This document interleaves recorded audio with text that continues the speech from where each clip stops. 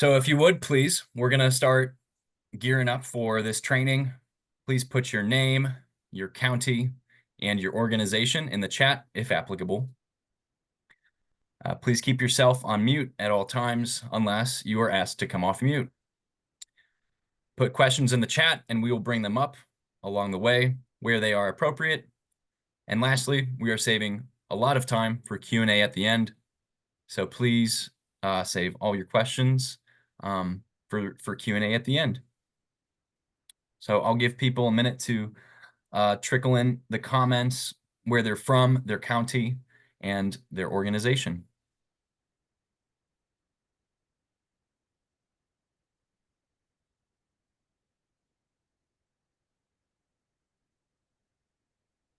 All right, Roxanne, I'm gonna share screen. Okay.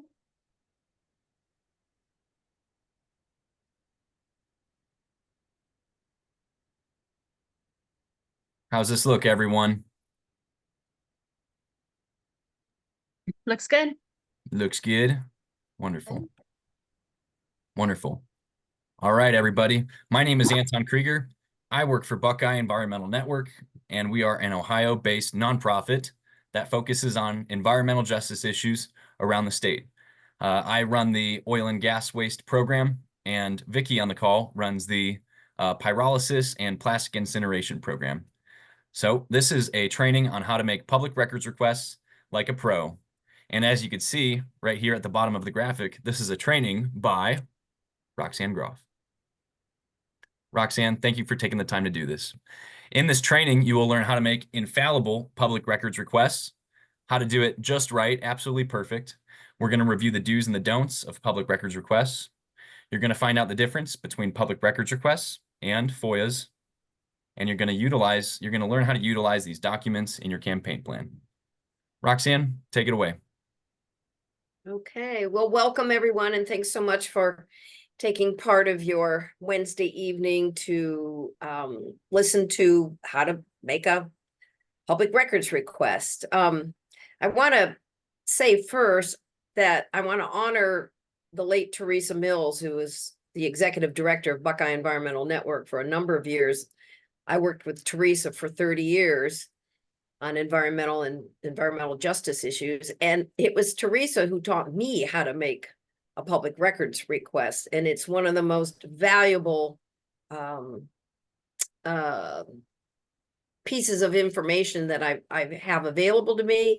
And it is imperative if you're going to develop a toolkit or a campaign plan for your organization. So we thought Anton put this together for me. I gave him information and he put this slideshow together, and I think it's quite good.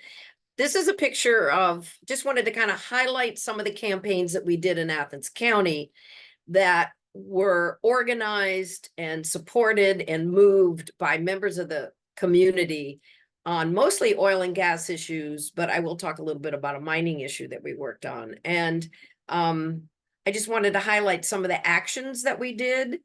All of our actions were prompted by records information that people in our groups asked for and found that revealed the facts and the truths about especially the oil and gas industry, which is we've been working on for the last 12 years, and even the mining industry. So this is one of our actions to protest an injection well application at the Department of Natural Resources here in Athens, and it speaks for itself. So some of the other things were, this is Felicia Metler and I at one of the rallies that Felicia and her group Torch Can Do organized, and this is right next to the K&H injection wells. There were 3 of them, which were just recently closed, which we'll talk about a little later. This is Felicia and her daughters at one of the protests. These are pictures of 2 of the injection wells that we protested over a 12-year period of time in Athens County. Dozens and dozens of people were involved in these actions that took place. The one on the left that you're looking at is an open pit injection well that we had closed. It's filled with toxic radioactive waste.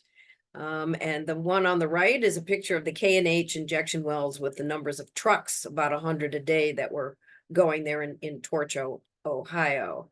The picture of the testimony before the state legislature is an example of a piece of legislation that was prompted by a manufacturer of toxic radioactive waste, brine, oil and gas waste, and he put it in bottles and wanted to sell it on shelves, and he sold it to ODOT and the Turnpike Association to put on roads as a de-icer.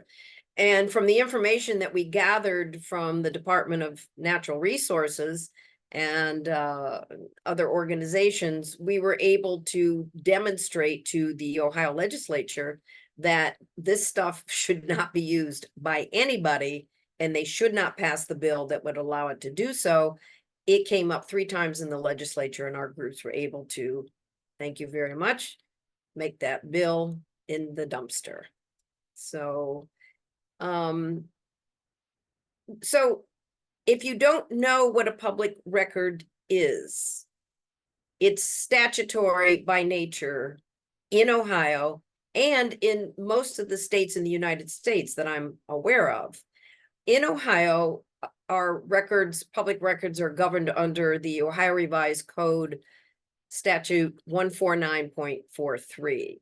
And a public record is quite simple. It's a little deceptive because it is so simple, and it's any record in any medium found in an Ohio public office or agency. So that includes your state agencies like ODNR, your state agency like OEPA, the Ohio Department of Health, the Ohio Department of Transportation, any of your local elected officials, such as your township trustees, your county commissioners, your city councils.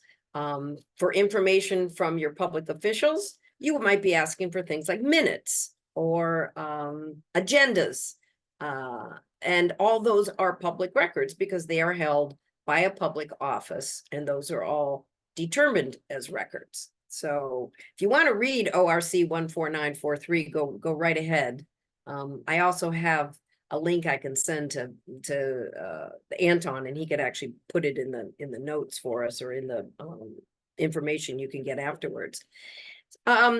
So all of these items have been useful to our groups here in Athens and statewide in records requests. So you can ask for a permit application. You can ask for the actual permit to, say, an injection well, an oil and gas drilling well, a permit for a mining project, any project that comes under the jurisdiction or the oversight of a regulatory agency. All those are available to the public just by asking for them. You can also get inspection reports. Let's say you might want an inspection report on a certain oil and gas well in the state of Ohio. You can ask for the inspection reports and see what is actually going on at that frac pad site. You can also ask for injection well reports, and you can see spills and violations and activities that are going on that the regulatory agency finds and sends a violation notice to the operator of that well operation. You can ask for consultant reports. Any report that is held by any agency in the state of Ohio, we'll give an example of one here a little bit later.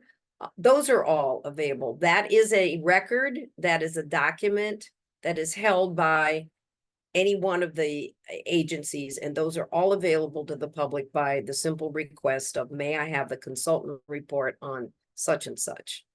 Emails and letters are also part of a record as long as they are pertaining to a specific issue. In other words, you could ask for, I would like the emails and letters from the Vinton County Commissioners in regard to county road such and such, and the work that's going to be done on it between the commissioners and the county engineer, say.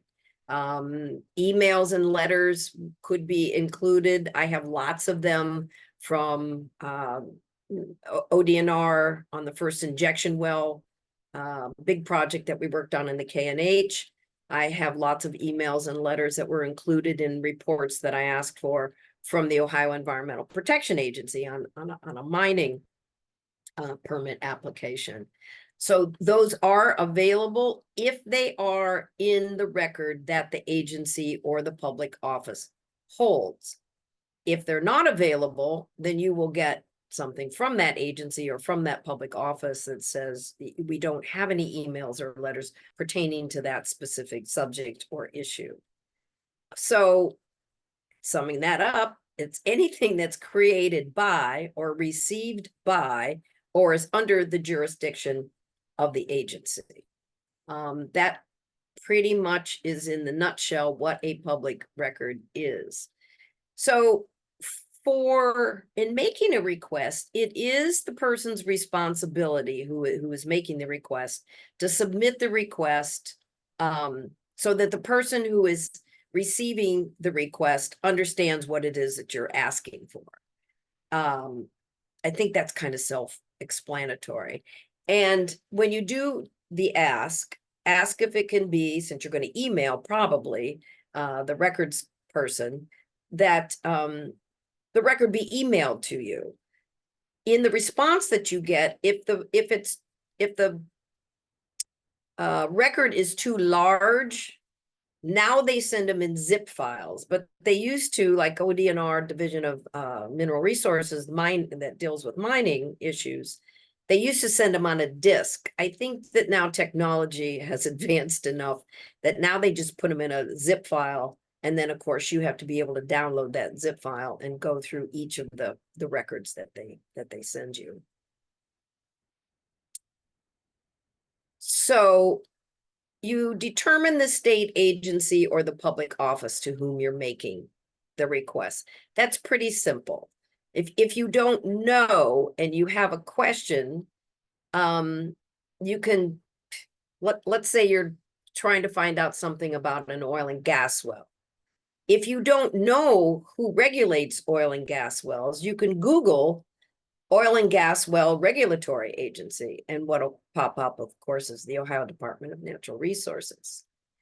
If you are looking for information on a spill that happened in a stream by possibly an oil and gas incident, you might write to the Ohio Environmental Protection Agency and ask for information from them. It's important to make your request as concise as possible. One sentence usually does it. If you're not sure exactly what you're asking for, certainly explain what it is you're asking for so that the records person, if there is a record for the issue for which you're seeking information, if they have it, they'll send it to you. If they don't know what you're talking about, they will write you a response and they'll say, I'm not quite sure what it is you're asking for, or we don't have a record. More likely it's going to be, we don't have a record for that. Then of course you have to determine, how do I actually, then ask for what it is that I'm asking for. But the more concise you can make your request, the easier it is for the records person to find what it is you're asking for.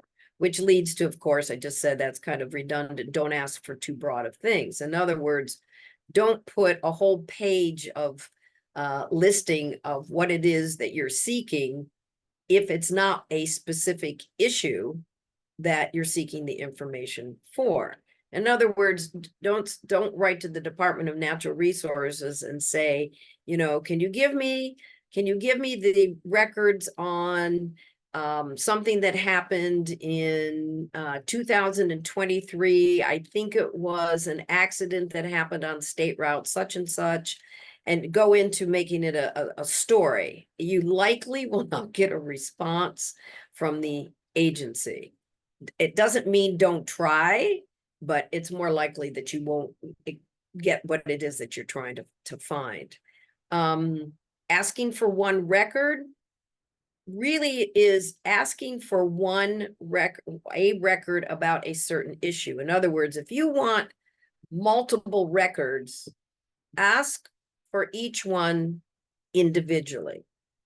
Because if in fact the record, if there is a record that they can't find or it's not immediately available, the agency will hold up your entire request until they find all of the records that you are asking for, and you may end up waiting for a long time. I made the mistake of doing that with a mining issue that we were working on here in Athens County. And I asked for multiple things, and it took weeks for the OEPA to find all those records and send them to me. And that's when Teresa Mills says, well, if you'd asked for them one at a time, Roxanne, you would have gotten them probably more quickly. And the ones they couldn't find, they would send later. And I said, that's a really good idea. So now I try to hold myself to actually doing that. You can put in the subject line, you can just put public records request. You can just put simply public records request, but if you do it referencing the Ohio Revised Code 14943, they'll know that you know it's a statutory requirement for the agency or the public office to send you what you're asking for, if it is in fact a record.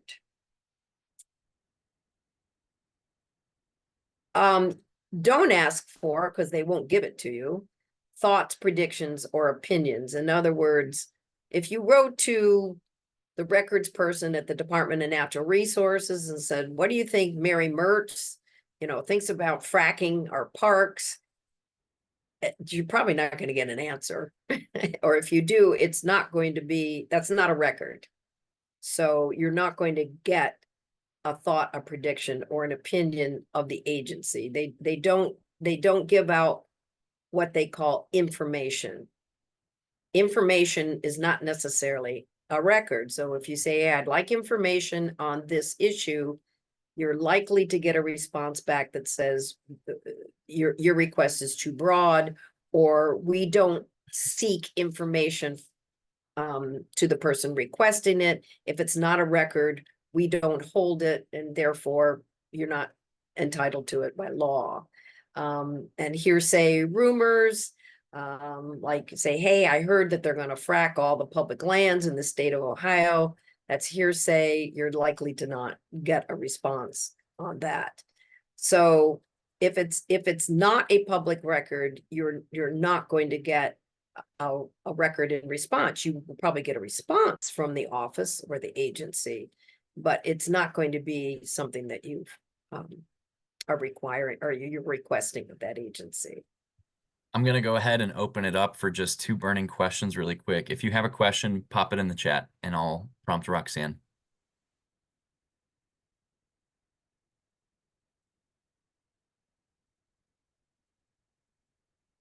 Am I doing that well, or is this that clear? It's hard to imagine, but that would be good. I've got a question. Okay, Ginny, and then Vicky, and then we will move on. Okay, so Roxanne, is it important, or is it necessary to have sort of a goal in mind as far as what am I going to do with this information once I get it? We'll get Yeah, into and that Ginny, a I'm little going bit to talk later. a little bit about that as Okay. we go along. I just wanted to make sure that folks were clear what a record is. Right, got it. Okay, thank you. Vicky, go ahead. That it's important. Thanks, Roxanne. This is super clear. I'm wondering, well, you might move on to this, but does it matter who you send this request to? Can you just email anyone in the agency, or like, Yeah, do you have any we recommendations? Such a we good ha- segue, Vicky. She's a professional. everybody. Wow. yeah, we're going to talk about that, I think maybe next, and there it is.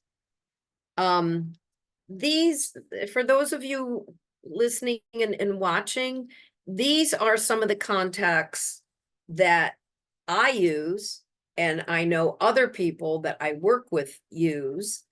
ODNR Division of Oil and Gas, their public records person is Wendy Booth right now.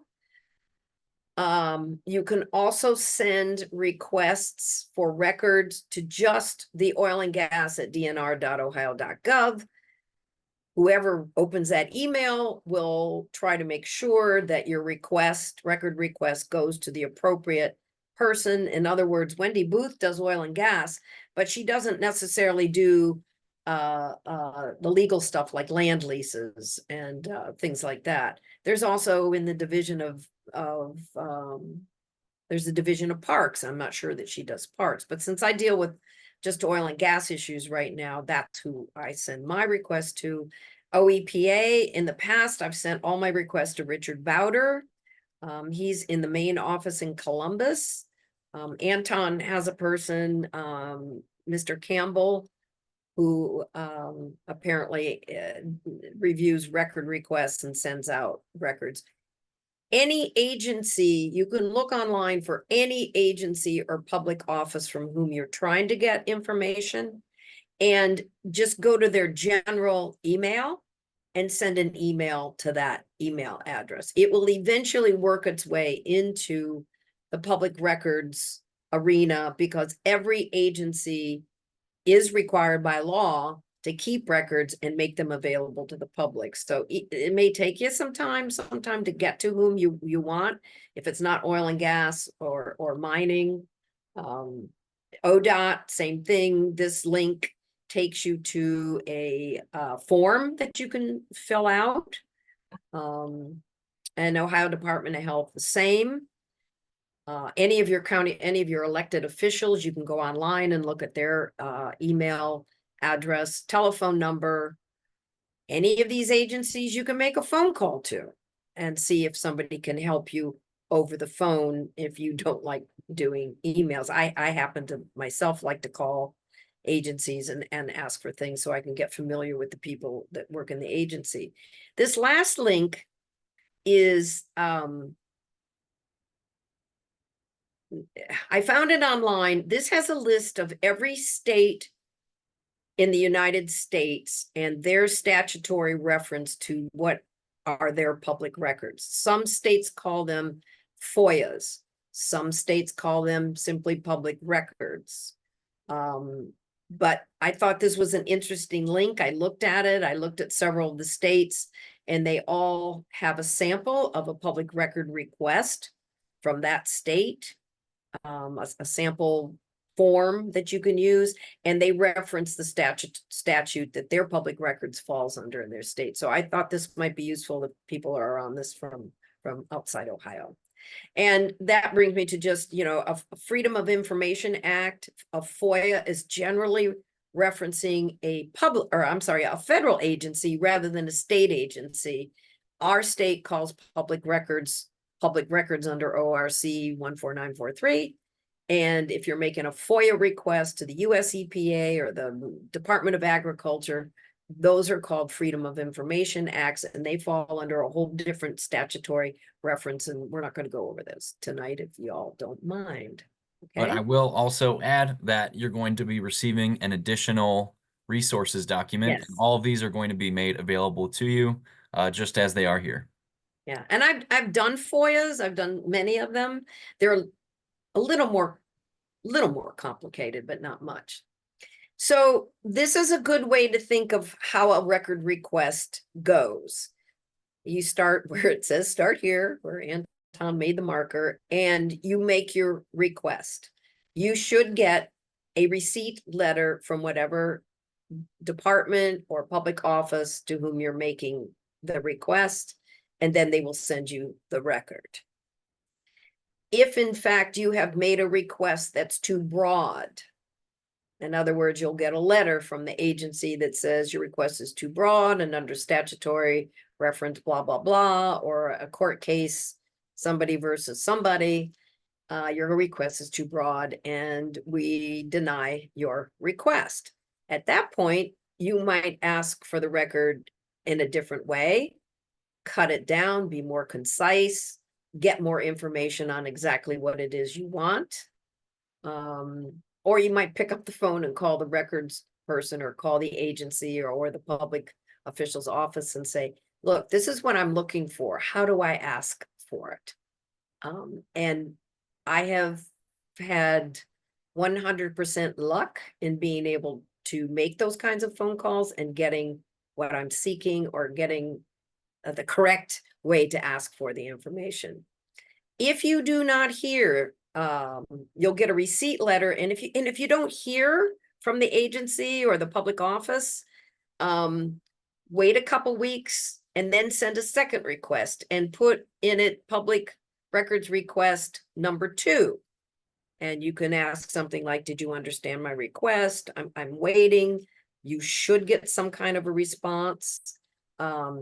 And you should actually receive the record. You might just be prompting the records person like, oops, I forgot to send that to so-and-so, and here's your record. If you have to ask a third time, be sure that you put, this is the third request. And it's been X number of days since my initial request, and I'm really wondering where in the world these records are. I'm asking for a prompt reply. Thank you very much. Your name. Anton put in here, because he just learned this information in a training he had, that, you know, if you've got some question about what the agency is sending you and you think it's fraudulent, or you think they're kind of messing with you, you can go to the Ohio Auditor's website and file with them your concerns. So I think this is a good, you might all want to print this out at some point and kind of study it and or keep it in your file of whatever campaign you're working on to prompt you on how to do this. That means a lot coming from you, Roxanne. Yeah, I just wanted to also add that it seems like state agencies aren't necessarily foreign to sandbagging other state agencies. And that's what the Ohio State Auditor is for. You can go to your regional office and tattletale, or you can just call and report fraud if they're just ignoring you, or there's definitely a record and they're not giving it to you. And they're not giving it to you. So now I will put a little adjunct in here. If you write to the Department of Natural Resources and you ask ODNR to send you the report from the OEPA, they will definitely tell you they don't have that. And in the reverse, if you write to the Ohio Environmental Protection Agency and you say, oh, and by the way, can you send me the ODNR report on this? They're going to say they don't have it. And they probably don't. They don't keep each other's records. I think they probably have enough to do with keeping their own daggone records, and they don't keep another agency's records. I found that out very quickly early on in my records request. Okay, what do we have next? Oh, here's some examples real quick. This is the easiest way you can ask for a record. And I just did this a month ago. I found out after the 6 injection wells out of the 8 injection wells that we have here in Athens, it took 12 years. We managed in Athens County with the help of many, many, many incredible people. We closed 6 out of our 8 injection wells. I found out that there was another well, and it's this one. I was looking for information on this particular saltwater injection well. That's what SWIW stands for. And I did know the API number. The API number is what the well number is. You do not have to have that in order to make a request, though. So if I had said, I'm making a request for the inspection record for the SWIW well in Athens County in Lee Township, because there's only one, I likely would have gotten the response. If there'd been 6, they would have written back and said, well, you need to clarify that. Now, this is an interesting response that I got from Wendy Booth. She let me know that the well that I asked for was not an injection well, but it wasn't actually a production well. So, but she sent me not only the information that I asked for, the inspection reports and compliance notices on the injection well, she also sent the well inspection and violation information on the production well. They're right near each other. They belong to the same person or same company.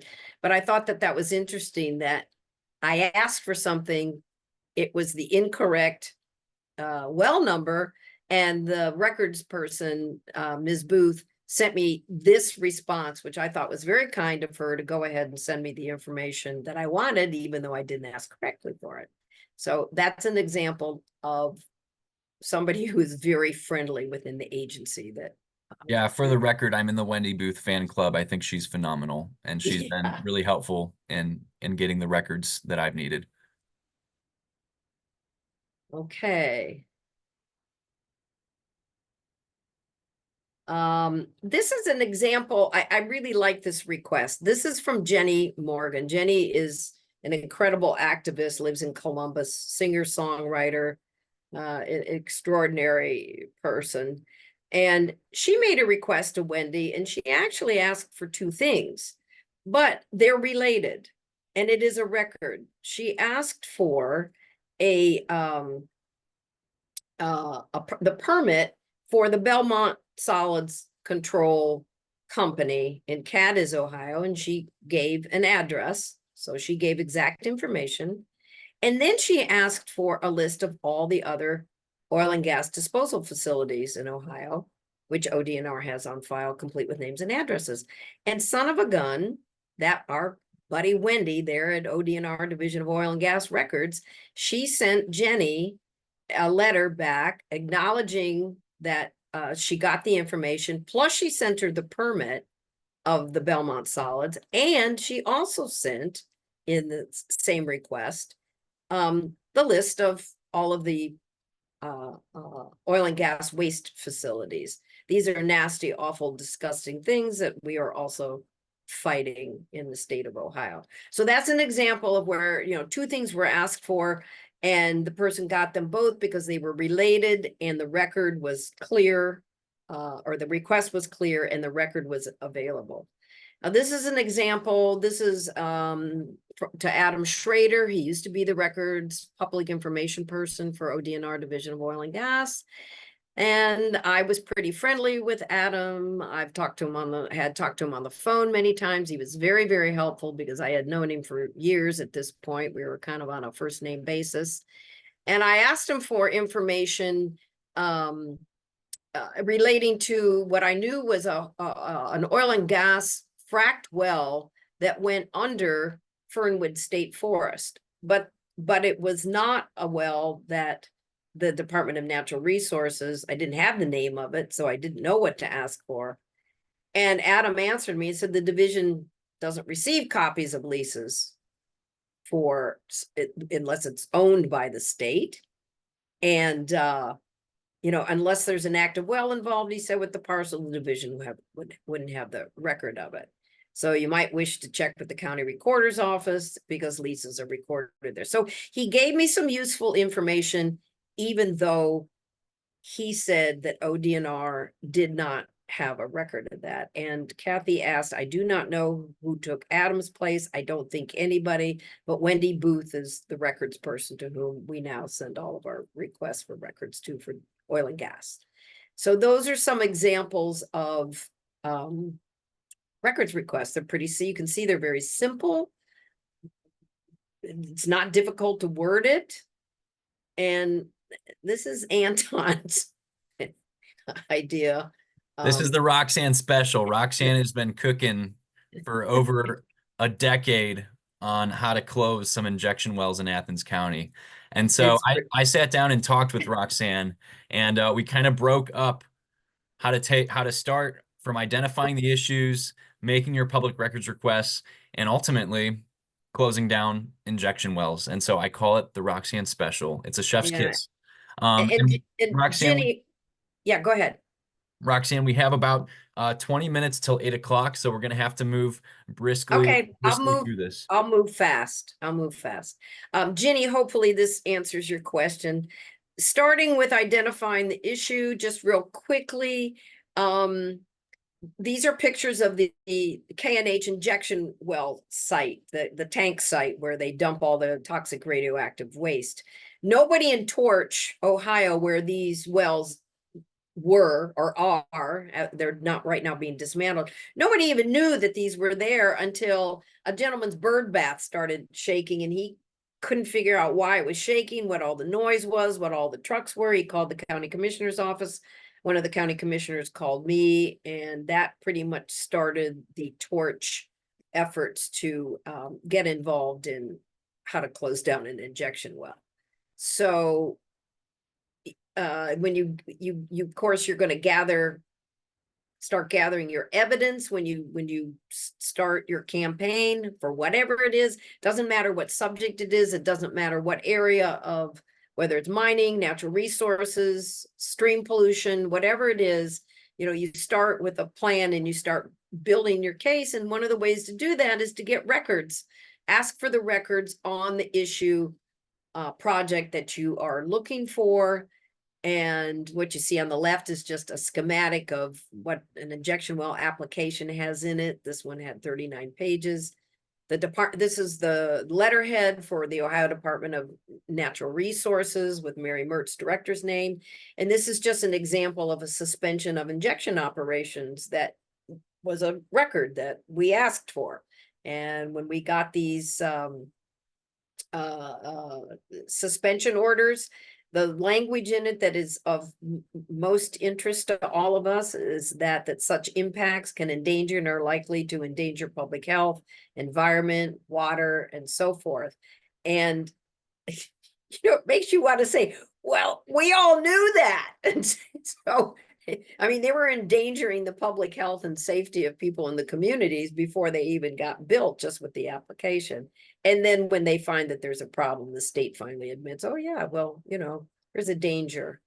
And I'll add, Roxanne, well, how do you know how to ask for the application, or how do you know to ask for the suspension orders? And what I would say is, well, you don't have to. You just have to email anton.krieger@benohio.org, and I will plug you in with the Ohio Brine Task Force, which is a weekly meeting where we discuss these types of issues. And we would be happy to guide you to write your own campaign plan, but you have to come ready with your public records requests or ready to make that. Yeah, if somebody knows of something going on in their community that they want us to know about, well, we're certainly happy to help you. Building your allies, community organizing. That's what we did with every injection well that we had contact with or had information about. The Washington County produced water investigation was prompted by the Redbird injection well in Vito, Washington County, Ohio, where we knew that the Redbird injection well had migrated the toxic radioactive waste out of its injection zone, and it migrated into nearby production wells. As a matter of fact, 27, and it might even be 45. That same injection well created this big mess found in Vito Lake, which is in Washington County, and it's right below the injection well, and it costs the state, about $1 million to clean it up.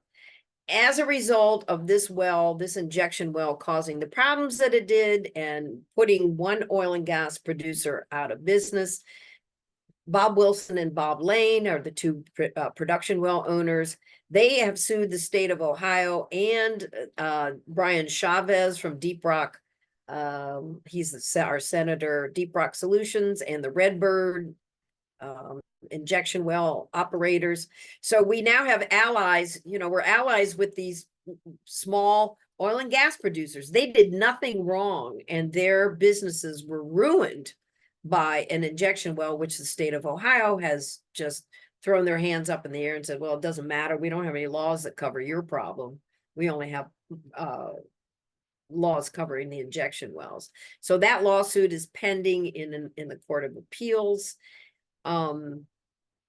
These are just some actions that were taken by the people in Athens County. Like I said, dozens of them, by informing our county commissioners through all of the record requests and all the information that we found through all these records, what injection wells were doing, spills that one had at the K&H, 50,000 gallons of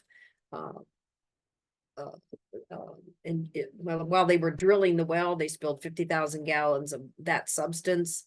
Our commissioners were on board from the very beginning of when we presented this stuff to them, and they did a nice resolution sent to the state of Ohio to ask the state of Ohio to declare a moratorium on any new injection wells.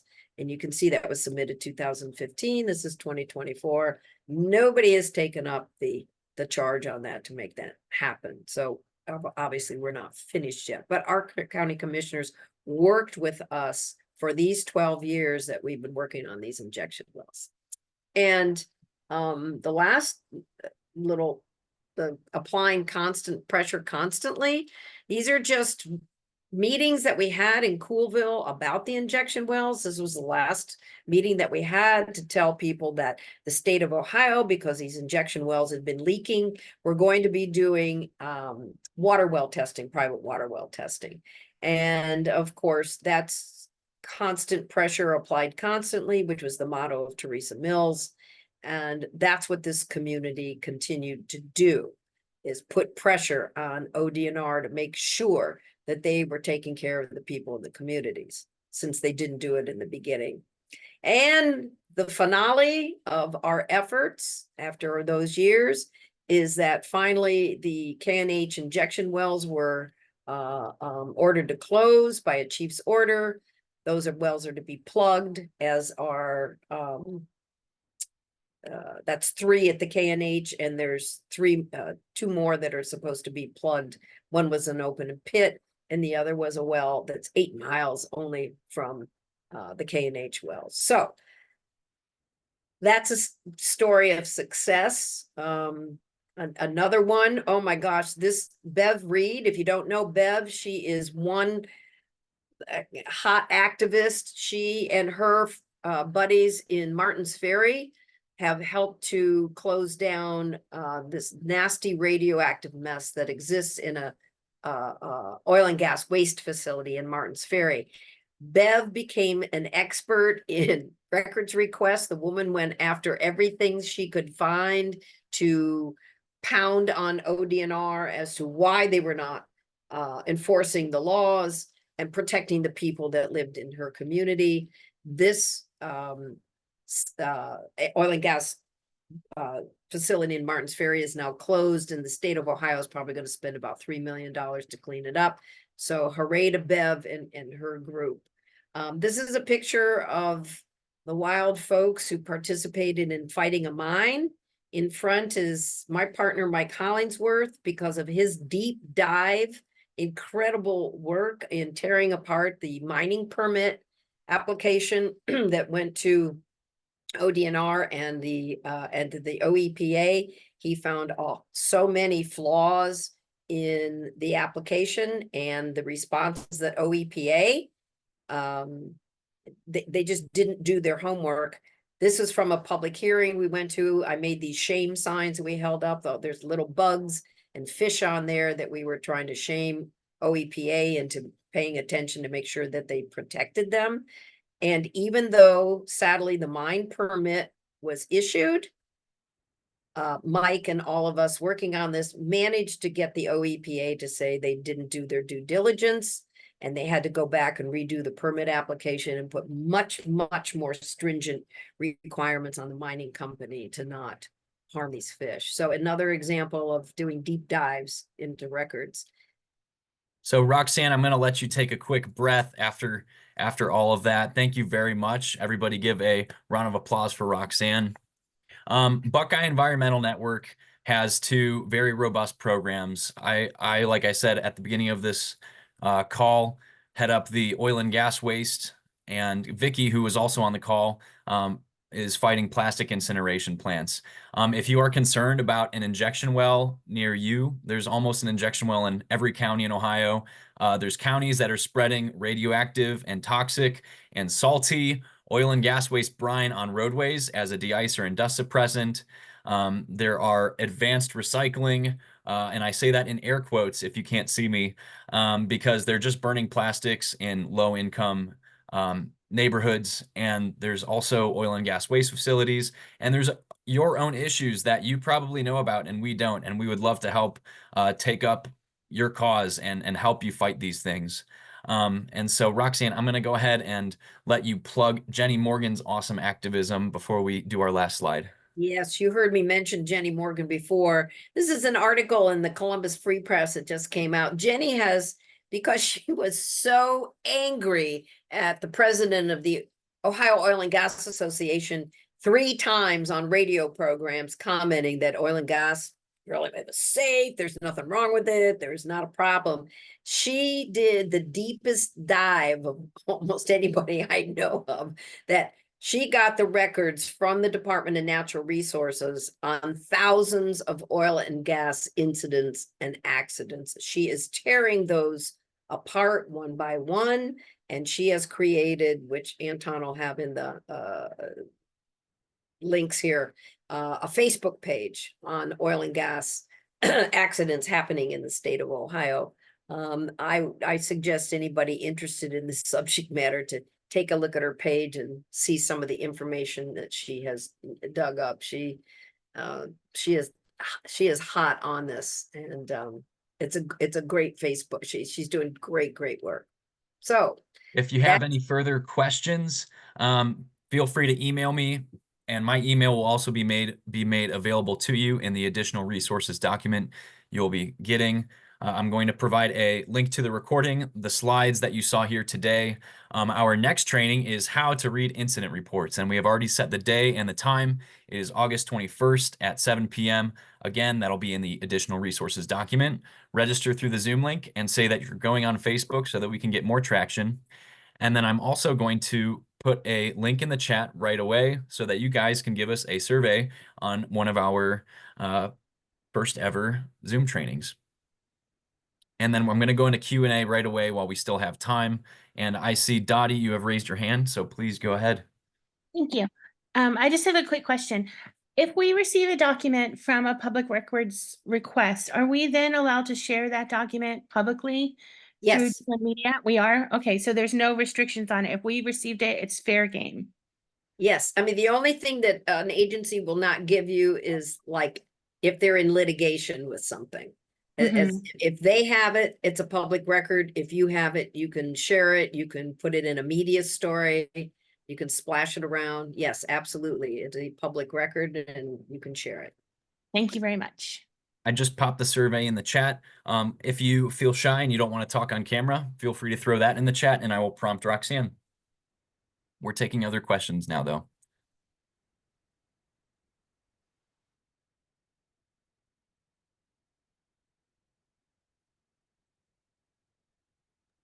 I've got one. This is Jenny. Are there ever any fees that are attached to some of these requests? Is that something you have to budget for? That is a really good question. And sometimes there are fees. I know in a FOIA request, when you make a federal, we write to a federal agency, which I've done many times, like the US EPA, they will almost always send back something about their fees. You can ask to have those fees waived. And generally a federal agency, any agency should waive those fees. I've never had to pay for anything that any public record I've ever asked for. It's a really good question. So you might, if you're writing to an agency you're not familiar with, or you're writing a FOIA to the federal agency, you can say, and by the way, I'd like if there are any fees, I would like them waived. It's a good question. Write that down. Write that down. We're going to go rapid fire since we have just a few minutes left. I'm going to go John, and then I'm going to go Lorraine. John, go ahead. A real quick question. On a permit, if we were requesting a permit, information on a permit application, are they obligated to send a response on an application, or does it have to be after the permit is actually gone through the process? That's a good question, John. And yes, you can ask for a permit application. You will get it when the agency has gone through the application, responded to the applicant, making sure that all the information that the agency needs to proceed with issuing a permit is there. So Yes, you can ask for an application. Those are also a public record once the agency has finished with it. And if sometimes there's public notices with those applications, once they're finished, they're available way before the permit is issued. And once they're finished, but they're not obligated to send any response until it's finished. That's correct, because they need to have all the information themselves before they can send it out. Good question, John. Lorraine asks, if you want the emails between 2 or 3 officials, how do you come up with the timeframes? How far can you go? Does that question make sense to you, Roxanne? Yes, it needs to be specific. In other words, I would like the emails between Mr. So-and-so and Ms. Such and such. And this is the subject matter, and I would like them from March 12th, 2024 to June 19th, 2024. So, I mean, they have to be specific. Otherwise, the records keeper is gonna go, I don't have any idea what you're talking about. Especially, like, let's say you want county commissioners' emails. You really have to be specific on this subject matter from these dates. If you need more than that, then maybe expand the time frame, but you can't go out too far. All right, to quickly follow up, can the other person be out of the agency? Yeah. Can it be an elected official to an outside? Okay, Yeah. thank you. I see that Vicky has a question about redacted documents. Vicky, go ahead with that. Yeah. So for the Altera facility in Akron, what we've been noticing with that one is that when we get some of the records, they've redacted some of the information and say it's confidential business information. Where do you go from there? Because I want that information. Do I just need to FOIA them, or is there anything you can do? You know, that's a really good question, and I have experienced that. It mostly didn't make any difference to me because I knew who I was dealing with, and so the fact that it was redacted, I already knew who the redacted information was. They are allowed to do that for protection purposes. I would just continue to ask, maybe in a different way, or ask for a different part of the record. You might not get a specific person that you're looking for. There is some information that's protected.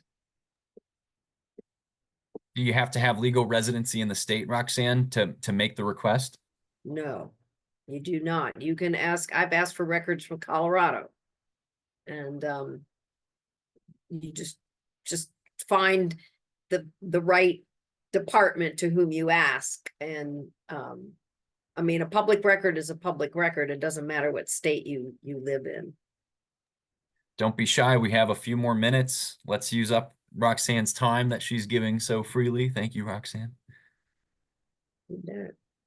I hope this was clear. And you know, anybody, like Anton said, if you're working on a project and you would like some help with it, if you know exactly what it is, and maybe you don't even know exactly what it is you need, but you might have to ask, you know, what agency, but this is the information that I want. We can try to help you with that. Dr. Julie, and then I saw Tarina, you unmuted. Let's go to Dr. Julie really quick. Okay, two things quickly. Ohio EPA is purging their files. We're finding that documents that are 20 years old or older just simply do not exist anymore. And we're having to go search them in other places. And maybe we're lucky and we can get them and maybe they're not. And other people are coming to us for the files that we have in our collection after Ohio EPA has gotten rid of their collection. So that's an issue. And then the other issue, and of course I'm blanking on what I was going to say. It'll come back. I'll put it in the chat. We'll circle back to you, Dr. Julie. Ms. Rose, go ahead, and then I'll prompt Roxanne from a question in the chat. A couple things. I actually work as a clerk in the city of Marion, and I came because I was just interested to see it from your perspective, but I also request a lot of public records. So I wanted to share just a couple pieces of information. If you have an entity that's trying to charge you, because most places have a policy that if they're printing off things on pieces of paper, that they're allowed to charge you for the cost of the printing. One way to avoid that is to ask for the record electronically and provide a thumb drive or disk. A lot of times agencies, I know I do, will waive the fee if we can just give it to you electronically. The second thing I wanted to share was just on retractions. I have problems sometimes with people over redacting information, and they're really required by state law to tell you on each redaction the reason. And sometimes they'll get just a little bit sloppy or lazy and give you one general statement for the entire document that they gave you, and it may not apply to every redaction. So don't be afraid to go back and ask. I have had people in my own building over redact things to me across the hall. And then the third thing I wanted to tell you is that at least within the state of Ohio, you have a couple other options if you are having problems getting the records beyond just filing the report with the state auditor. And I can send you a link on those too, if that would be helpful to you. That's great, Tarina. Thank you. Yeah, And Ms. that Rose. is- I And no- appreciate your insight, and I know where you're coming from and how tough it could be. Yeah. I don't know if Lorraine was at, I can see that the law for redaction, it might be under the Public Records ORC 149 chapter. If we can find that, Mike might not know, but I think he's sitting with his headphones on. Another good resource for anyone who does a lot of public records requests is the Yellow Book that's put out by the Ohio Attorney General's office. You can order that online for free or download it for free, and it will give you all kinds of examples. It'll tell you what your recourse is, and it will cite other cases. And it has an expanded section about redactions. Yeah, and I actually saw that online and forgot to give it to Anton as a resource. I did see that, so thanks Okay. for reminding us of that. Ms. Rose, we're gonna grab lunch and we're gonna talk about more public records, and we're having you come in to the Ohio Brine Task Force and give us some tips. I wanted to circle back to the chat really quick.